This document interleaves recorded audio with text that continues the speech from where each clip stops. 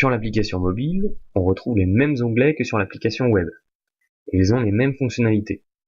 Pour chaque onglet, vous trouverez un bouton bleu en bas à droite qui vous permet de créer une nouvelle entité dans l'onglet, de créer un nouveau tag, d'importer un nouveau document depuis votre tablette ou votre téléphone, ou bien un nouveau plan, et enfin de créer une nouvelle note, exactement comme dans la web application.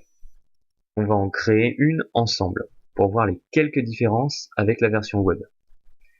Je clique sur le bouton pour créer une nouvelle note, je choisis un titre, par exemple remplacer ventilation, et je valide. On retrouve bien la même structure que sur l'application web en deux parties. En bas, on a la même barre d'outils. On va commencer par écrire du texte. Sur mobile, vous pouvez choisir de taper votre texte ou bien d'utiliser la commande vocale. Puis on valide pour ajouter les remarques. Sur l'application mobile, l'icône appareil photo sert à utiliser l'appareil photo de votre machine. On va prendre plusieurs photos. Les différentes photos s'affichent en bas, comme une pellicule. Puis, pour appliquer des modifications à une photo, je viens cliquer dessus. Ici, on retrouve les mêmes outils de dessin que dans les autres vidéos. Par défaut, c'est l'outil de dessin à main levée qui est sélectionné. Ça vous permet d'annoter la photo en quelques secondes. Vous pouvez faire des dessins plus propres en sélectionnant les autres outils en haut à gauche. La première icône sert à sélectionner l'outil souhaité. La deuxième est pour l'épaisseur du trait, et la troisième pour la couleur. Et à droite, vous pouvez annuler la dernière action effectuée grâce à la petite flèche. Une fois les modifications faites, il faut valider en haut à droite, et on revient à l'appareil photo avec les différentes photos. Si vous voulez dessiner sur une autre photo, il suffit de cliquer dessus, et si vous voulez en supprimer une, il faut faire un appui long.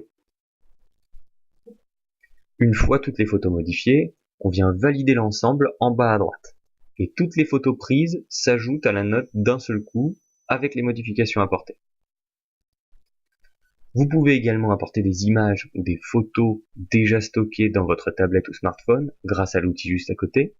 L'outil suivant permet de remplir et ajouter des formulaires, on en parle dans une vidéo qui lui est dédiée. L'outil fonctionne exactement pareil que sur l'application web. Très important, cet outil permet de partager la note aux autres intervenants du projet. En utilisant l'attribution pour les personnes ou groupes à qui est destinée la note, et l'invitation pour partager la note à titre informatif, comme on l'a vu dans les vidéos dédiées à la collecte d'informations.